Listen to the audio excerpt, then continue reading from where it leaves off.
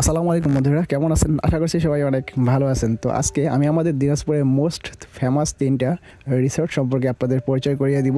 এবং আজকে আমি 3টা রিসোর্ট সেই সাথে হাজী মোহাম্মদ দানেশ ইউনিভার্সিটি যাব এবং আপনাদেরকে সব কিছু ঘুরিয়ে দেখাবো খুব অল্প সময়ের ভিতরে। তো 3টা রিসোর্টের মধ্যে আজকে আমরা ফার্স্টে যাব চঞ্চল রিসোর্ট, তারপর আমরা যাব জীবন মহলে এবং তারপর আমরা সর্বশেষ যেটা সব থেকে সুন্দর সেটা হলো দাদুর বাড়ি, সেখানে যাব।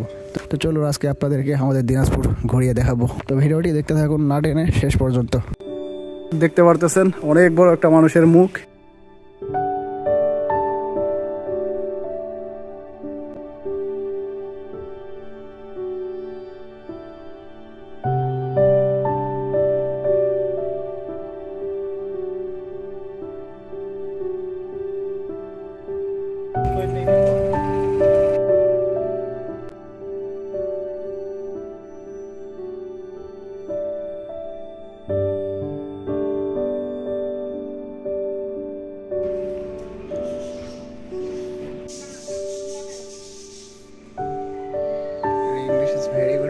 তো ভাই, জাপানের তো অনেক কিছুই দেখলাম। তো আমি চলে আসছি আমাদের গ্রামে।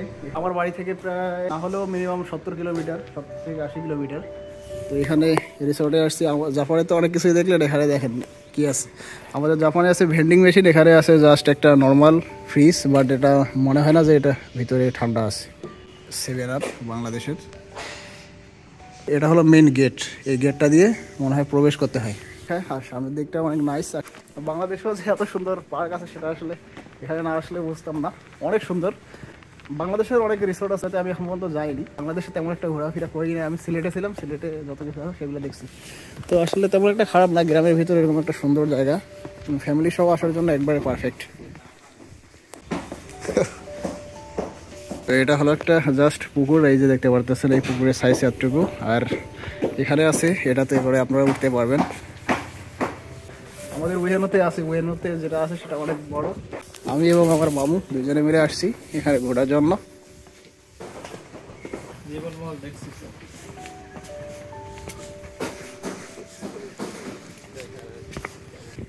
বাংলাদেশের পার্ক আর জাপানের পার্কের ভিতরে যেটা পার্থক্য সেটা হলো যে এই যে এখানে দেখতে পারতেছেন অনেক রকমের ফলের গাছ আছে। পুরো জাপান ঘুরলেও একটা কিন্তু ফলের গাছ পাওয়া যায় না, যেটা আপনারা কিন্তু দেখছেন আগের ভিডিওগুলোতে। ডালিমের গাছ জাপানে মামু, এগুলা ডালিম না, পাকিয়া সব পড়ি থাকে, কাও একটা সিরানা। আর এই যে ডালিমের এইটাও হাসি, এগুলো তো মানুষ আসবে সিরাবে।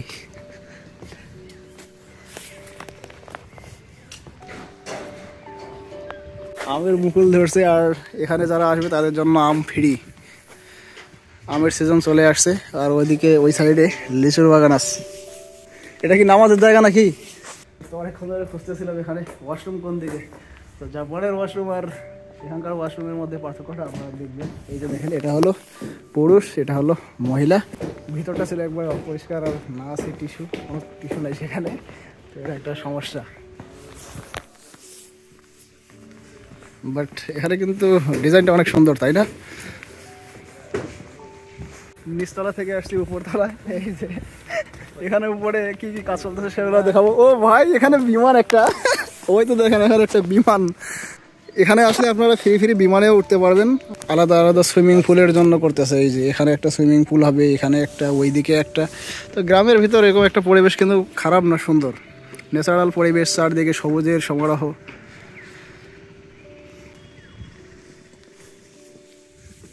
যাই হোক, অনেকে আবার চিন্তা ভাবনা করতেছেন যে শাহিন ভাই আবার এরকম রোদের ভিতর জ্যাকেট পরতেছে কি জন্য। এখানে যদিও রোদ, কিন্তু এখানে ঠান্ডা। আর আরেকটা ব্যাপার হলো যে রোদটা যখন লাগে ডাইরেক্ট গায়ে একটু বেশি লাগে, আর আমি কালো হয়ে যাবো, সেজন্য জ্যাকেটের উপর পড়ুক, জ্যাকেট নষ্ট হয় হোক, জ্যাকেট কেনা যাবে। তো একবার আমরা এবার টপে যাব, এই যে এটার উপরে। তো ওইদিকে ওটার হলো সিঁড়ি, তো দেখতে পারতেছেন।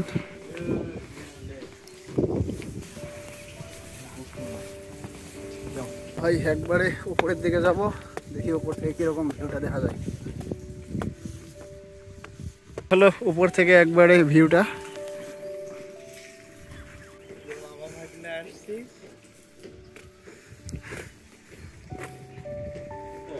তো আপনারা জানেন দিনাজপুর হলো লিচুর জন্য বিখ্যাত, কিন্তু আমাদের দিনাজপুরের ভিতর কোন কোন অঞ্চলগুলোতে লিচু বেশি হয় সেটা আমি এইদিকে আসার পর যেটা দেখলাম যে এখন আমি আসছি বিরলে। তো বিরল যে উপজেলাটা, এটা মূলত লিচুর জন্য বলা যায় বিখ্যাত, কারণ এখানে আমি চারপাশে শুধু লিচুর বাগান ছাড়া অন্য কোনো কিছু দেখতেছি না। যেমনটা আপনারা দেখতে পারতেছেন, এই যে এখানে দেখেন একটা লিচুর বাগান, আর ওই দিকে আরও একটা আছে, এবং এদিকে দেখেন আরেকটা, এবং ওই দিকে অনেক বড় একটা লিচু বাগান, ওই দিকে যেটা দেখতে পারতেছেন সব হলো ওটা লিচুর বাগান। এবং এখানে একটা অনেক বড় বিল আছে এবং সেখানে বালিহাঁস আছে, এটাই এখানকার মানুষের কাছ থেকে আমি শুনলাম। উপর দেখা শেষ, এখন আমরা নিচের দিকে যাব। উপর থেকে ভিউটা খুব সুন্দর লাগছে, কারণ চারদিকে হচ্ছে গ্রামের ন্যাচারাল পরিবেশ। এরকম পরিবেশ থেকে বিচ্ছিন্ন ছিলাম বহুত দিন।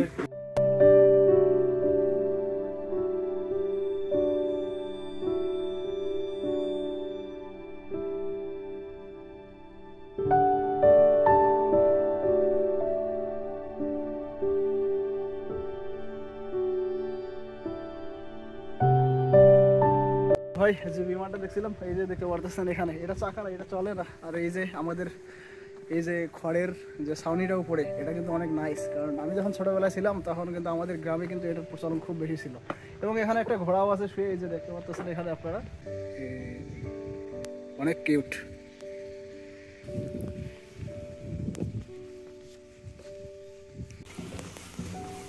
চলো ভাই, দেখার মতো কোনো কিছুই নাই এখানে, মাত্র 5 মিনিট ছিলাম মনে হয়, এখান থেকে বের হয়ে চলে আসলাম আমি এবং আমার মামা। চলে যাবো দেখি অন্য কোনো রিসোর্ট আছে কিনা। এই যে হলো এটা গ্রামের ভিতর, আর এই যে আমাদের দিনাজপুর লিচুর জন্য বিখ্যাত। এই যে দেখেন লিচুর গাছ, এখানে এখানে অনেক বড় একটা ডাস্টবিন আছে। এটা কি ডাস্টবিন আসলে? আমি এখন দেখবো এটা। রাইট, এটা হচ্ছে একটা ডাস্টবিন, অনেক বড়।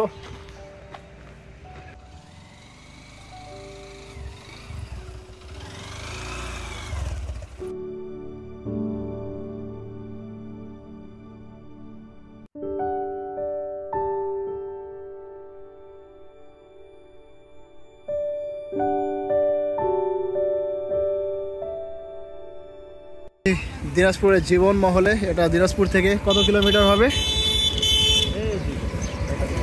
দিনাজপুর থেকে এটা হলো 1 কিলোমিটার।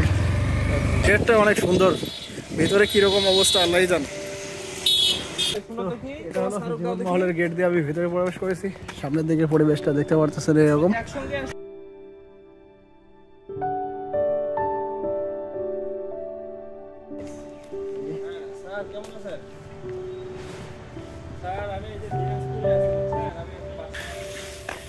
এটা হচ্ছে দরবার শরীফের গেট, অনেক সুন্দর।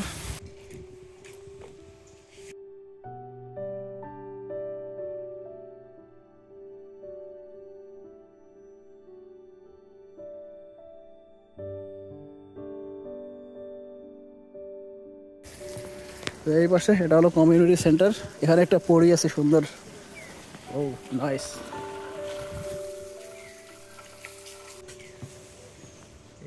ভাই বাপদাদার কাছ থেকে তো শুধু পালকি দেখে আসছেন, শুনে আসছেন, এখানে কিন্তু একটা পালকি আছে, আপনার যদি প্রয়োজন হয় এখান থেকে নিয়ে যেতে পারবেন। যদিও এমনটা না, এটা আসলে এখানে আপনি ছবি তোলার জন্য এখানে রাখছে, এটা আপনি নিয়ে যাওয়ার কোনো সুযোগ নাই। ভিতরে জায়গাটা অনেক প্রশস্ত করে দিয়েছে, এখানে আপনি সুন্দরভাবে মনের কথা শেয়ার করতে পারবেন, বন্ধু বান্ধবের সাথে গল্প করতে পারবেন।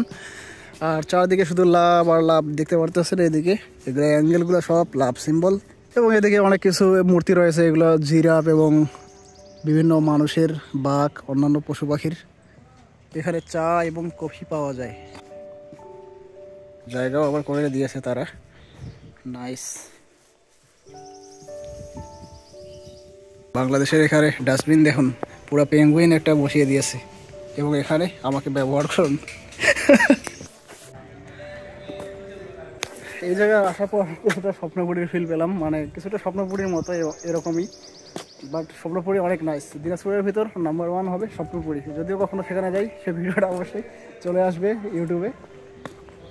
তো আমাদের জাপানিজ কিংবা চাইনিজদের কি একটা সামুরাইয়ের মাথা দেখা যায়। তো আমি এখন প্রবেশ করতেছি গুহার ভিতরে, দেখতে পারতেছেন অনেক বড় একটা মানুষের মুখ, এটা জিন কিংবা ভূত, জাপানিজ কোনো একটা ক্যারেক্টারের মতো লাগতেছে। চলুন নিচের দিকে যাওয়া যাক।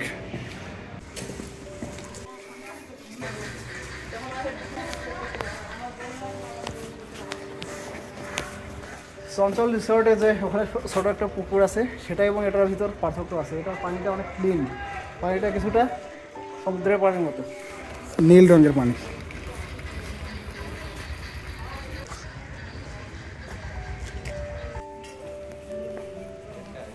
ওই যে উপরে গিয়ে মানুষ উঠবে, উপর থেকে একবার নিচের দিকে আসবে পানির স্রোতে। তো আমাদের জাপানের মাছ আমি বাংলাদেশে দেখতে পেয়েছি, এই যে দেখেন জাপানের মাছ, লাল মাছ, তো এটা জাপানের না। এই যে এখানে লকার করছে তারা, অনেক সুন্দর ঘোড়ার গাড়ি।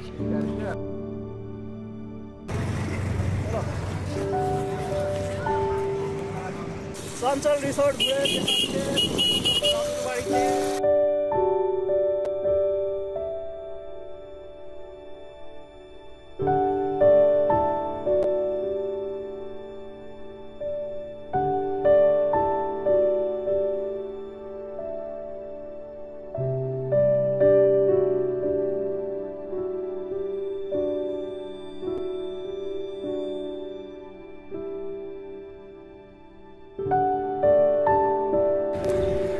এদিক দিয়ে যাওয়ার পথে আমাদের সামনে পড়লো সূর্যমুখী, এটাকে সূর্যমুখী বলে না, সূর্যমুখী ফুলের বাগান। এই যে দেখতে পারতেছে অনেক সুন্দর, নাইস বিউটিফুল। ও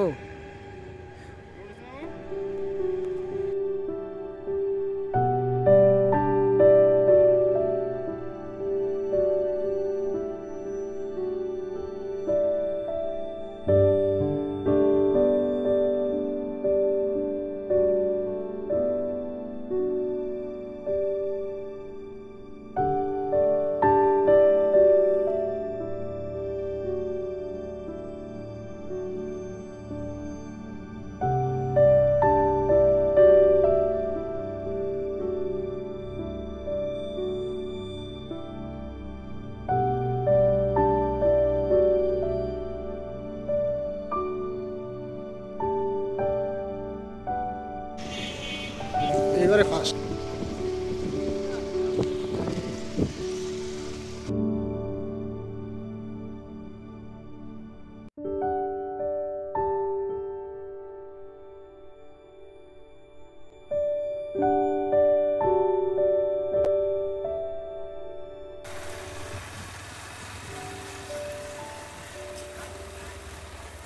এই বিল্ডিংটা অনেক সুন্দর আছে।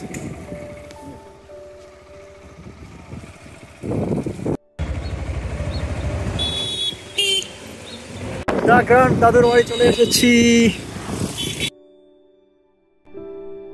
জাপানে তো মানে আপনি যদি 10 সেকেন্ড হাঁটেন তারপরেও কিন্তু দেখা যাবে যে এখানে নো পার্কিং, কিন্তু বাংলাদেশের রাস্তায়ও যে নো পার্কিং আছে এটা আমি দেখার পর একটু আসলে একটু মানে চিন্তারই বিষয় আছে। এই যে দেখতে পারতেছেন নো পার্কিং, কি জন্য এটা নো পার্কিং করছে, কারণ ওইদিকে তারা গ্যারেজ করছে, সেই গ্যারেজে যদি রাখেন তাহলে তারা একটা টাকা ফেলো আর কি, 50 টাকা মোটর সাইকেল।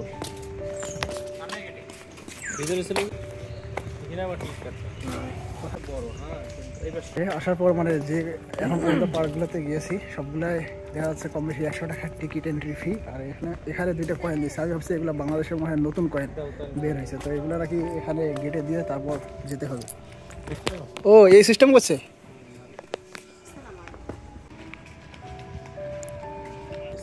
আজকে আমরা মা ভাগিনা 3টা রিসোর্টে গেছি দেখার জন্য জাস্ট। তো আগের 2টা গেছি, এখানে বর্তমানে দাদুর বাড়ি রিসোর্টে যেখানে আসছি, এখানে যে রিসেপশনে যে মেয়েটা ছিল তার মানে কথাবার্তা বলার সিস্টেমটা খুব ভালো ছিল এবং মানে খুব পোলাইটলি কথাবার্তা বলতেছিল, এটা কিন্তু আমাকে খুব বেশি ইমপ্রেস করেছে। আর এখানে দেখেন এই বাকি 2টার থেকে এটা অনেক সুন্দর, যেহেতু ছায়া আছে, গাছপালা অনেক বেশি, দেখেন কত সুন্দর পরিবেশ। এখন দুপুর টাইম আর রমজান মাস, সেজন্য কিন্তু এখানে কিন্তু তেমন কোনো লোক নাই, কিন্তু জায়গাটা অনেক সুন্দর। বাকি 2টার থেকে এটার কিন্তু মানে ওয়াশরুম, এই জায়গাটা অনেক সুন্দর। এই যে বিশেষ করে এটা আমার একটু পছন্দ হয়েছে, খুব বেশি ক্লিন। এই যে দেখতে পারতেছেন বাংলা ইংলিশ 2টাই রয়েছে, কারণ এটা রিসর্ট সেজন্য। আর এখানে দেখেন বেসিনটাও অনেক নাইস। তো এই বেসিন নিয়ে আপনাদের যদি আমি বলি, আমি যখন ফার্স্ট টাইম জাপানে যাই তখন ওই থাইল্যান্ডে আমার ব্রেক ছিল, তো আমি হাত ধুবো কিন্তু ওই পানি বের হচ্ছে না, কীভাবে বের হয় আমি সুইচ খুঁজে পাই না যে কোনটা পানির টেপের ইয়ে। ওখানে তো সেন্সর সিস্টেম, হাত দিলে পানি বের হয়।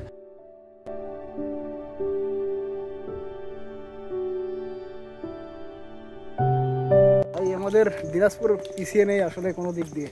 এই যে এরকম একটা সুন্দর একটা রিসোর্ট, কত সুন্দর পরিবেশ, জাপানের সাথে কম্পেয়ার করতেছি না, বাট বাংলাদেশের হিসাবে এটা কিন্তু অনেক ভালো, যদিও আসলে এন্ট্রি ফি অনেক বেশি, 100 টাকা।